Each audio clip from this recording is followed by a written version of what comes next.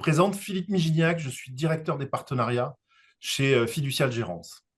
Dans le prolongement des précédents webinaires qui portaient sur notre activité de gestion de SCPI et donc d'immobilier, nous avons souhaité aujourd'hui parler de forêt, car effectivement, un autre pan d'activité de Fiducial Gérance est de gérer des forêts via des fonds forestiers depuis plus de 40 ans. Ce qui fait de nous un acteur de référence et un acteur historique dans ce domaine d'activité.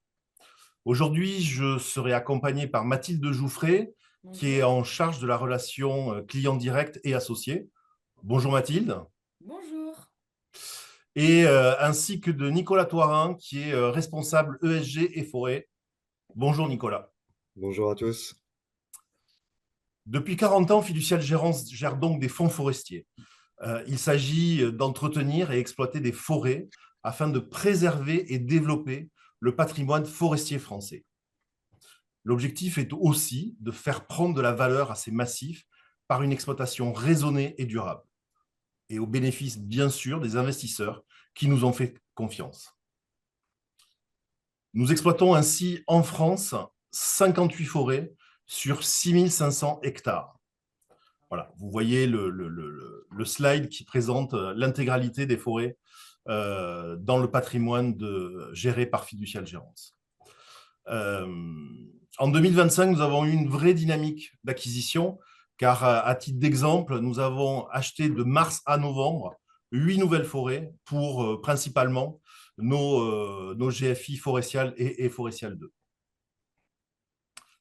Nicolas vous présentera tout à l'heure notre mode de gestion, mais la stratégie de sélection des forêts est primordiale pour réussir un investissement de qualité.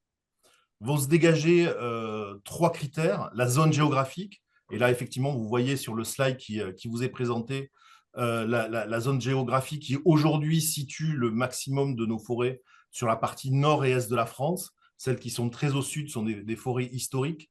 Mais effectivement, les dernières acquisitions le plus au sud étaient dans la région de Mâcon, donc au nord de Lyon. Le deuxième point, ce sont des essences d'arbres différentes et complémentaires. Effectivement, notre objectif n'est pas d'aller sélectionner simplement des belles forêts de chênes, mais avoir un vrai mixte entre différentes essences. Et Nicolas vous expliquera le sens de ce choix. Et le dernier point, c'est avoir des maturités différentes. Donc, effectivement, avoir des âges différents sur les arbres dans nos forêts, de manière à avoir une continuité permanente de prise de valeur de nos forêts. Cette expérience et expertise acquise tout au long de ces 40 années ont été mis au profit de notre gamme de groupements forestiers d'investissement forestial. Un GFI, donc un groupement forestier d'investissement, c'est comme une SCPI. Juridiquement, c'est comme une SCPI. À la seule différence, c'est que nous achetons des forêts et pas des immeubles, et nous gérons des arbres et pas des locataires. C'est parfois plus simple, je vous l'avoue. Il y a 3 semaines, nous avons lancé Forestial 3, notre 3e GFI, donc groupement forestier d'investissement, qui répond à la même stratégie exigeante que nous nous imposons dans la gestion spécifique des massifs forestiers détenus par les fonds gérés par Fiducial Gérance. Ainsi, investir dans la forêt, investir dans les GFI forestiales et donc investir dans Forestial 3, c'est flécher son investissement vers des actifs durables à forte valeur environnementale. C'est donc donner du sens à son placement.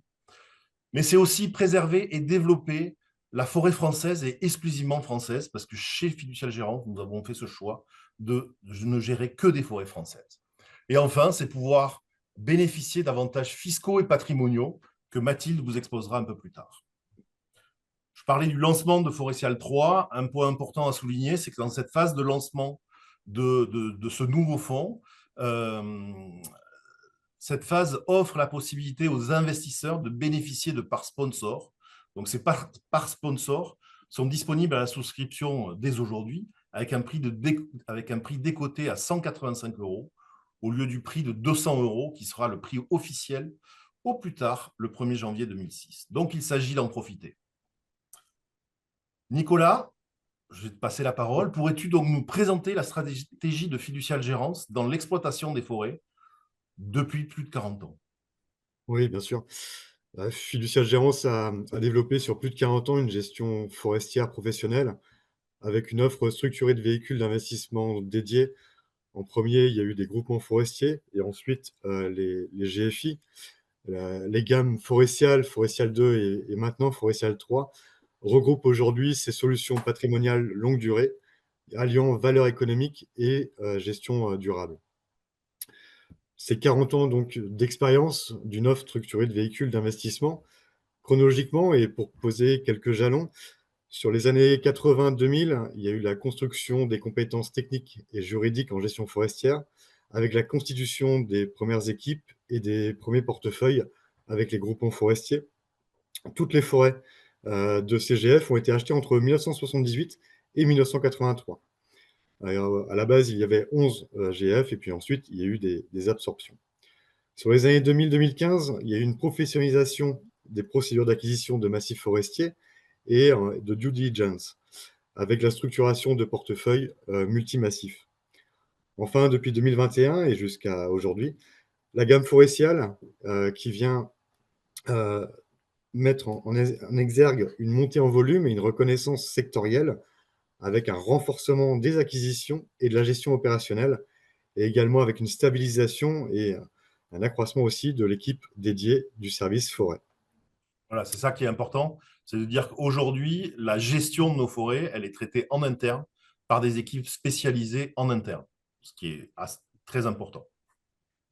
Tout à fait, c'est ce qui fait la force de Fiducia Gérance, c'est que tout est internalisé. Euh, c'est 40 ans aussi d'activité en gestion forestière. En termes de portefeuille, on est passé de plusieurs centaines à aujourd'hui, tu l'as dit Philippe, plus de 6500 hectares. C'est une expertise sylvicole avec des inventaires du volume de bois, des diagnostics phytosanitaires en termes de salubrité. C'est les plans de gestion pluriannuels qu'on appelle plans simples de gestion, les PSG. C'est chacune de nos 58 forêts dispose d'une feuille de route qui est établie sur une quinzaine d'années. Nous, on a choisi de les faire sur 15 ans. C'est également une expertise en optimisation économique avec un calendrier de commercialisation du bois, le pilotage des coupes pour lisser les revenus et l'intégration aussi des critères ESG, environnement, social et gouvernance, la mesure pour la biodiversité, le maintien des fonctions écosystémiques, c'est tout ce qui est micro-habitat, et d'une manière générale, le respect des bonnes pratiques. C'est également 40 ans d'activité en expertise, en acquisition. C'est un savoir-faire transactionnel sur la due diligence technique et sur l'aspect foncier systématique, avec les contraintes réglementaires en termes de risque. Un savoir-faire en négociation, en structuration juridique et fiscale. Tu l'as évoqué tout à l'heure, Philippe, c'est vrai, nous avons une stratégie d'investissement claire avec une recherche de qualité des peuplements, de diversité des essences, d'accessibilité, du potentiel économique et de conformité du plan de gestion. On travaille avec, selon une sylviculture respectant des principes, notamment la SMCC. Alors vous allez me dire, qu'est-ce que c'est? C'est la sylviculture mélangée à couvert continu. En deux mots, ça cherche à optimiser le traitement des forêts afin qu'elles remplissent d'une manière durable et rentable leurs multiples fonctions socio-économiques. Et on a également une diversification géographique avec une constitution de portefeuilles multimassifs pour réduire les risques climatiques et de marché. D'accord.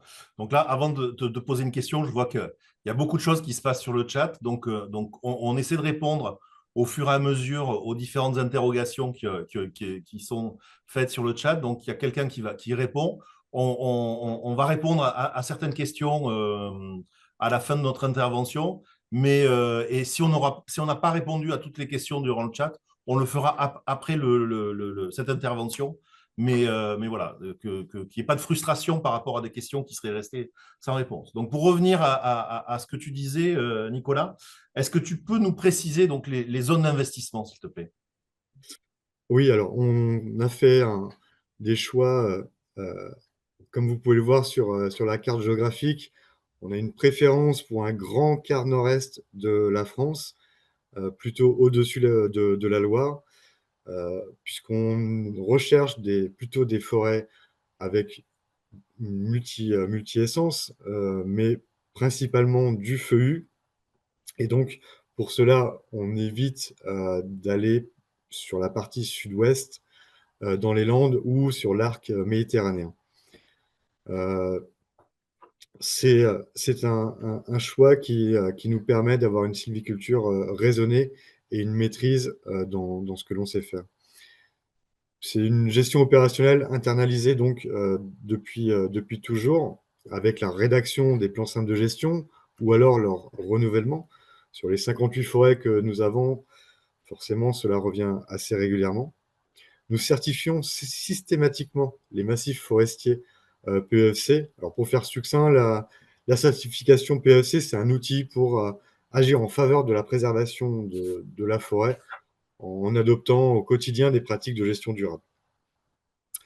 Nous inscrivons également nos massifs au certificat IFI et Monition afin de pouvoir faire bénéficier des avantages fiscaux, les avantages que Mathilde va vous présenter dans quelques instants.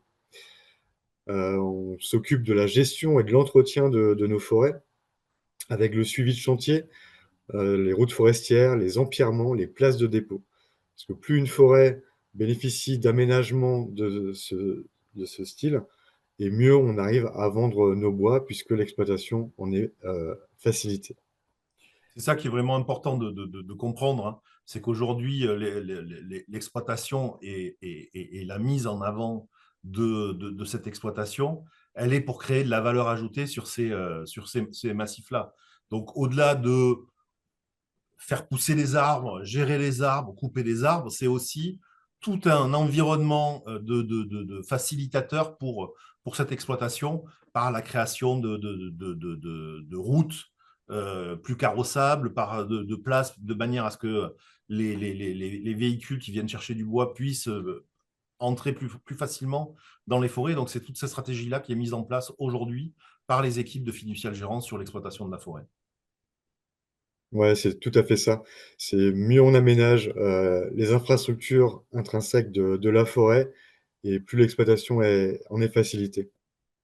Et donc, ça nous permet une bonne commercialisation. Déjà, par les plans simples de gestion, on commence par marquer les arbres.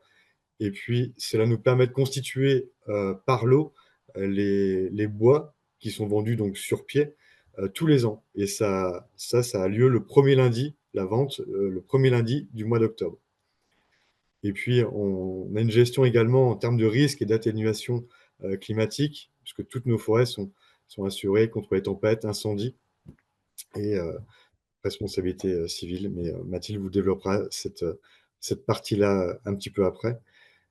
C'est pour finir, c'est 40 ans d'expertise de savoir-faire et de faire savoir, puisque nous agissons en totale transparence par chacune de nos communications, que ce soit les rapports annuels, les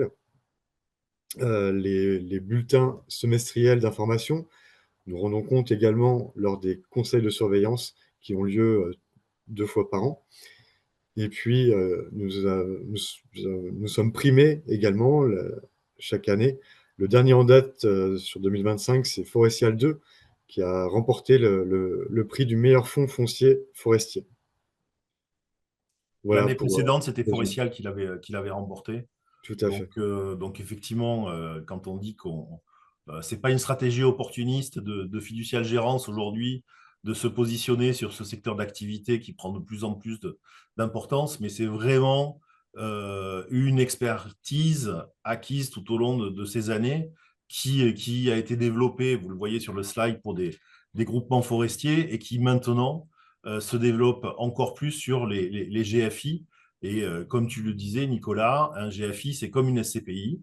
Donc, effectivement, vous avez un conseil de surveillance, vous avez une assemblée générale annuelle, vous avez des bulletins semestriels qui, tous les 6 mois, vous donnent une information sur ce qu'il s'est passé sur votre GFI et une synthèse annuelle au moment des assemblées générales grâce au rapport annuel.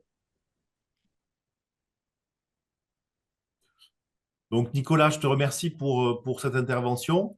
Maintenant, Mathilde, comme nous l'avons déjà dit, ce qui serait bien, c'est que tu puisses nous faire un petit focus sur les avantages qui sont liés à un investissement dans un groupement forestier d'investissement et rappeler quelques risques aussi, parce qu'effectivement, il y a des contraintes qui sont liées à ces investissements et c'est bien d'être en toute transparence sur le bénéfice-risque. Oui, bien sûr, on va aborder ces différents points. On va commencer par les avantages.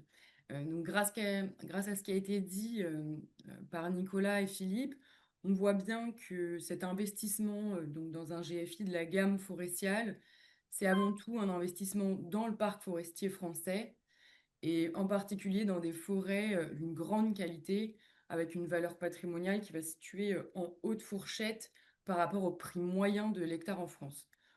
Pour faire une comparaison sur notre gestion depuis plus de 40 ans, sur les groupements fonciers forestiers gérés chez nous, la valorisation de la part a augmenté entre 109 et 157% entre 2011 et 2025. Donc on voit vraiment, c'est très important comme chiffre. Ce qu'il faut comprendre aussi, c'est le GFI, c'est un produit de capitalisation. Donc concrètement, on l'achète, on garde dans la durée et puis on le transmet ou bien éventuellement on le revend. Il fait aussi partie de ces rares véhicules à générer une incidence fiscale en termes de réduction d'impôts, de transmission du Mathilde, patrimoine. excuse-moi, juste avant je me permets de te couper, mais c'est pour commenter le slide. Alors, effectivement, Oui, tu bien as sûr, donné, il nous, sur réapparaît. nos propres fonds historiques, l'évolution de la valeur de la part sur ces 10 dernières années. Mais depuis le début de l'année, l'IEIF, qui est un organe indépendant des sociétés de gestion qui gère à la fois de l'immobilier comme des SCPI, mais à la fois des fonds forestiers et l'ASFOR, ont mis en place cet indice que tout le monde peut retrouver hein, sur Internet. C'est vraiment quelque chose qui est disponible et qui permet, là, on voit la courbe de l'évolution des fonds forestiers sur ces dernières années, puisque le calcul a été fait de 97 à, là, vous avez l'image au mois de septembre, mais tous les mois, vous avez une actualisation de ce fonds. Donc, c'est vraiment intéressant de voir la dynamique qui s'est créée sur cette classe d'activité et qui voit que bah, année par année, on voit réellement l'évolution de la valeur de ces fonds et de la distribution qui peut être faite sur ces fonds qui, en intégrant, c'est pas un produit de rendement, hein, donc on va pas être comme sur de la SCPI, mais en intégrant le rendement qui va être issu des coupes de bois, des loyers de chasse et de la poche de liquidité qui est gérée, plus la capitalisation, donc la prise de valeur de ces fonds, on arrive à cette courbe et à cette dynamique qu'on voit très très positive aujourd'hui sur la valorisation des fonds forestiers en France aujourd'hui. Mathilde, je te repasse la Donc, parole. voilà, on voit vraiment grâce à cette courbe la valorisation globale, hein, tout indicateur confondu. Et donc, en plus de cette valorisation donc, qui est patrimoniale, comme on disait, il y a différents types d'avantages fiscaux qui sont adossés. Donc, la réduction d'impôts qu'on va développer, la transmission du patrimoine et l'exonération d'impôts sur la fortune immobilière, ce qu'on appelle plus communément l'IFI. Et en plus, cerise sur le gâteau, ce produit peut générer annuellement une rente, alors qui est potentielle et qui est aussi entre 0,1 et 2% par an. Mais comme Philippe vient de l'indiquer, il faut le rappeler, c'est pas un produit de rendement, contrairement par exemple au SCPI, c'est vraiment un produit avant tout de capitalisation. Après aussi, sur un plan plus philosophique, c'est un vrai support de diversification de votre épargne avec une touche vertueuse, une touche éco-responsable. Donc maintenant, si on se concentre sur les avantages fiscaux. Tout d'abord, lors de la première souscription au GFI, l'investisseur, il a droit à une réduction d'impôt au titre de l'IRPME, qui est équivalent à 18% du montant qu'il a investi dans le GFI. Ce montant de 18%, il est plafonné et il est conditionné en fonction de la situation de l'investisseur, mais aussi bien sûr des dispositifs fiscaux en vigueur. il entre dans la niche, dans le plafond des niches fiscales de 10 000 euros. Et éventuellement, le surplus de cette niche, lui, peut être reportable pendant 4 ans. En contrepartie de cet avantage, le Trésor public veut que l'associé s'engage à conserver ses parts pendant au moins 5 années civiles. On reviendra plus tard sur les durées engagées. Mais ensuite, il y a d'autres avantages qui se cumulent tout au long de la vie du GFI, qui sont sans limite de montant ou de nombre de souscriptions.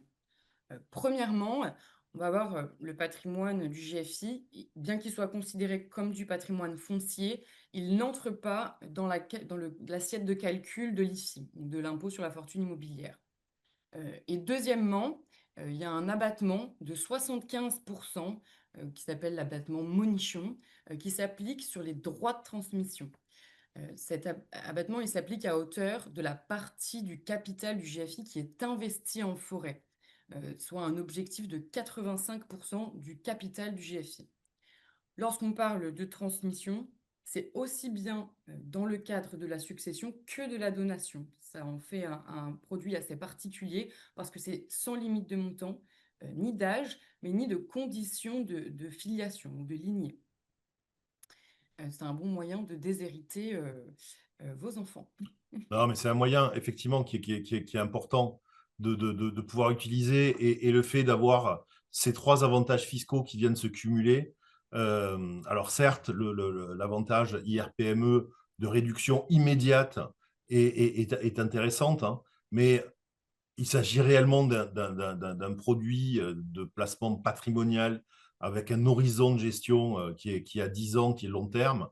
Donc, ce n'est pas un outil pour aller chercher de la défisque et ressortir au bout de 5 ans, soyons clairs. Et justement, l'avantage que vient d'expliquer Mathilde, avec cet avantage sur les droits de transmission, ça permet, en cumulant différents investissements, de se faire à un moment donné une manne qui peut être transmise soit en ligne directe, soit à des tiers identifiés, soit par la donation, soit au moment du décès de la succession. Ce qu'on peut voir aussi, c'est que ces avantages, ils sont accordés aux investisseurs des GFI en contrepartie d'une gestion durable des forêts par Fiducial Gérance. Donc, comme l'a expliqué Nicolas un peu plus tôt, c'est vraiment grâce à l'expertise de la société de gestion que l'investissement en forêt devient encore plus attrayant que si vous déteniez des parcelles forestières en direct. Donc, en plus de n'avoir aucun souci de gestion quotidienne, vous avez une vraie valeur ajoutée à confier votre épargne forestière à Fiducial Gérance. Donc, on a parlé des avantages, mais comme on disait tout à l'heure, comme dans tout investissement, il y a aussi des risques. Il y a donc des risques de liquidité, des risques de perte en capital et de variabilité des revenus, mais aussi des risques naturels qui sont liés directement à la forêt. Donc, pour limiter l'impact de ces risques naturels sur votre investissement, toutes les forêts gérées chez nous sont assurées contre les tempêtes, les incendies, les catastrophes naturelles et bien entendu en responsabilité civile. On va faire aussi un tour d'horizon de la fiscalité qui est applicable à la détention de parts de GFI. Donc, elle dépend de la nature des revenus et il y en a plusieurs en GFI. Il y a les revenus qui sont issus des coupes de bois et qui relèvent des bénéfices agricoles avec une imposition forfaitaire. Il y a ceux qui sont issus des loyers de chasse et qui sont imposés en tant que revenus fonciers. Puis, il y a ceux qui sont issus des produits financiers générés par la trésorerie placée, donc les 15% restants dont on parlait tout à l'heure, qui sont des capitaux mobiliers et donc soumis au prélèvement forfaitaire unique appelé communément la flat tax. La plus-value potentielle réalisée à la revente dépend quant à elle du barème de la plus-value immobilière. Donc finalement, ce qu'on peut voir sur ces avantages, c'est qu'investir dans un GFI, c'est flécher son investissement vers des actifs durables qui permettent de bénéficier d'avantages fiscaux et qui est accompagné d'une vraie stratégie patrimoniale. Merci Mathilde.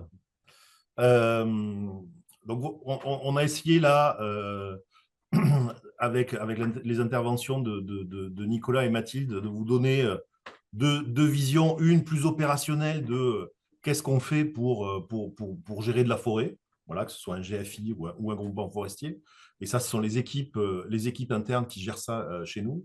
Et ensuite, sur une partie plutôt patrimoniale, investissement, avec l'intervention de Mathilde. On avait quelques questions qui avaient été posées par anticipation, donc on va commencer à y répondre. Et encore une fois, le chat est en cours et bien dynamique par rapport au précédent webinaire que j'ai pu animer. Je vous félicite parce qu'il y a une vraie dynamique de questions. Et quoi qu'il arrive, ne vous inquiétez pas, on répondra à tout. La première question, donc, concrètement, que signifie une part sponsor et quel est l'impact d'un investissement en GFI sur ma fiscalité 2025? Bon, je vais commencer par y répondre.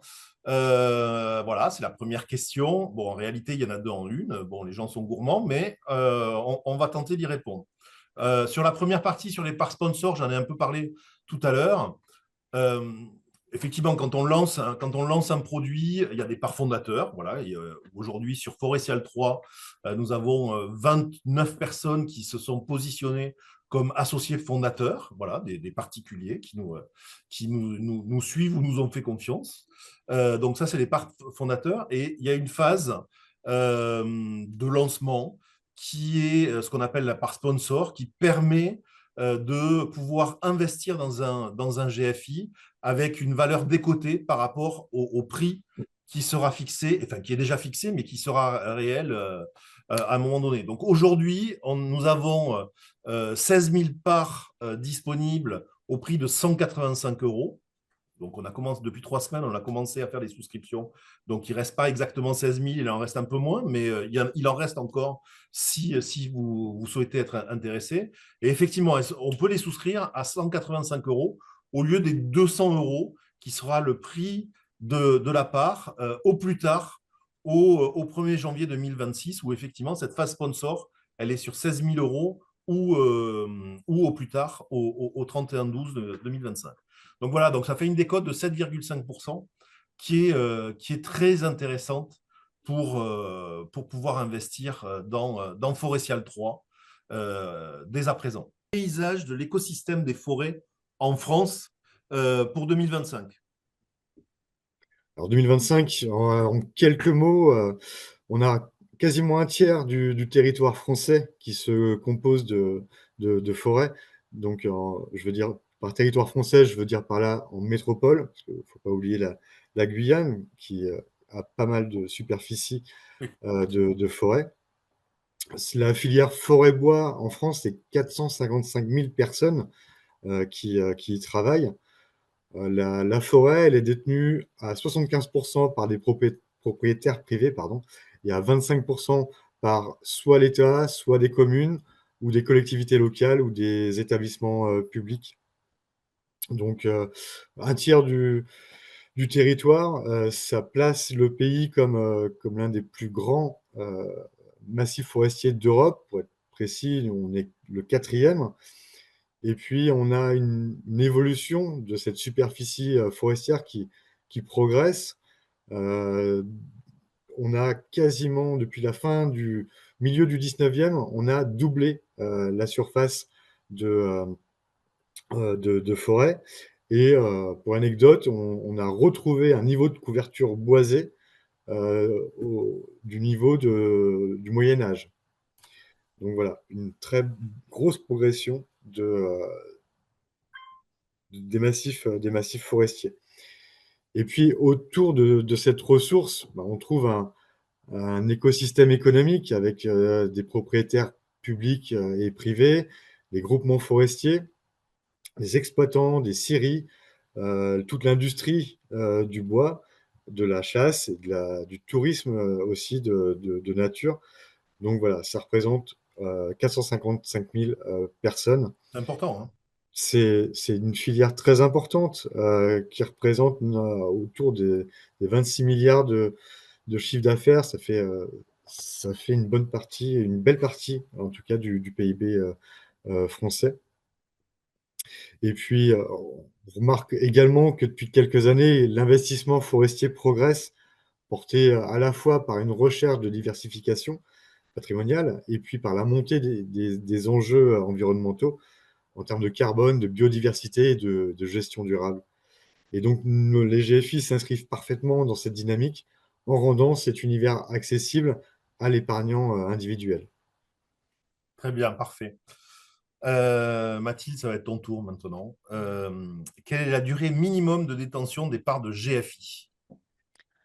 Alors, la durée, minimum de détention des parts GFI, elle doit s'évoluer en 2 temps. En réalité, il y a 2 durées.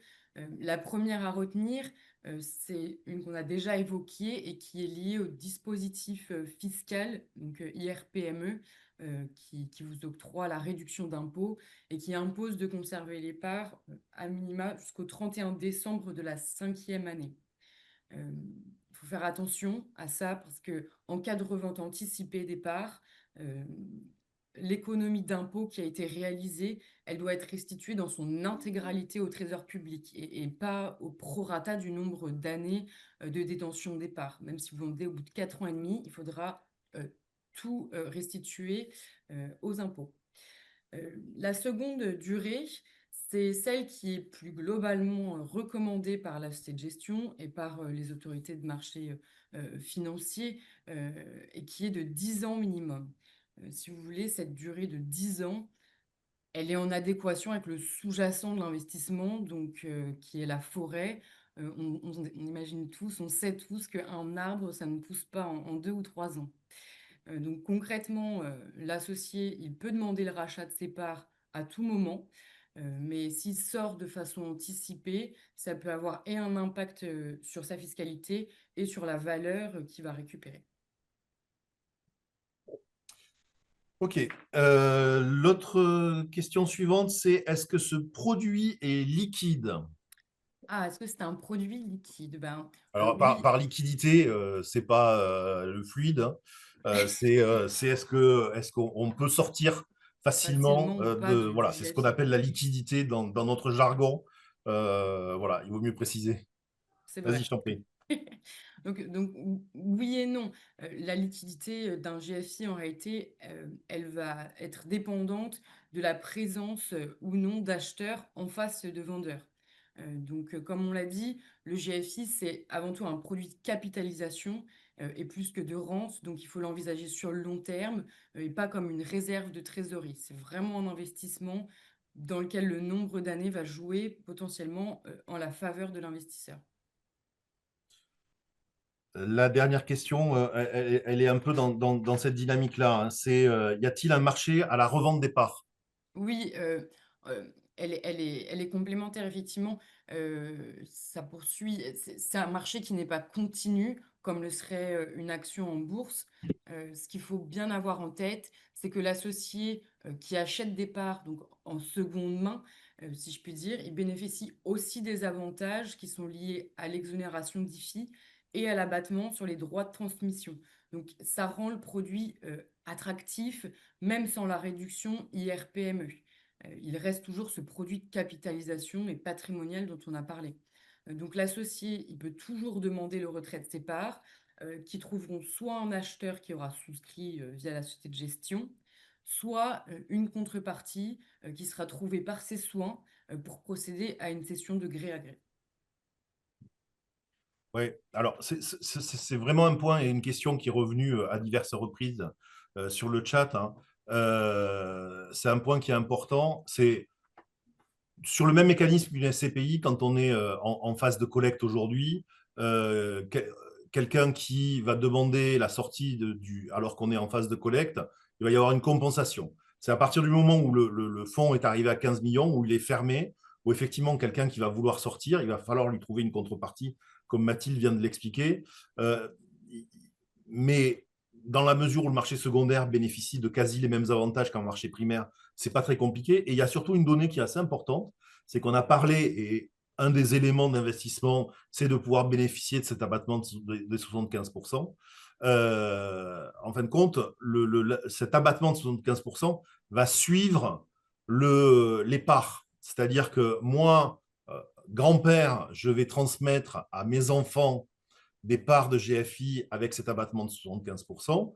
Et moi, parent, je vais pouvoir transmettre ces parts à mes enfants, encore une fois, avec cet abattement. Donc, effectivement, cet abattement est lié à la détention des parts et pas lié à la personne. L'IRPME, c'est one shot au début, alors que les 75% permettent cette transmission de parts de forêt, détenues de forêt, de manière en cascade au fur et à mesure. Donc, c'est dans ce sens-là où oui, la question de la liquidité doit toujours être évoquée, mais il y a aussi des gens qui vont investir pour se faire un patrimoine lié à ces investissements qui vont perdurer dans le temps par des transmissions successives. Voilà.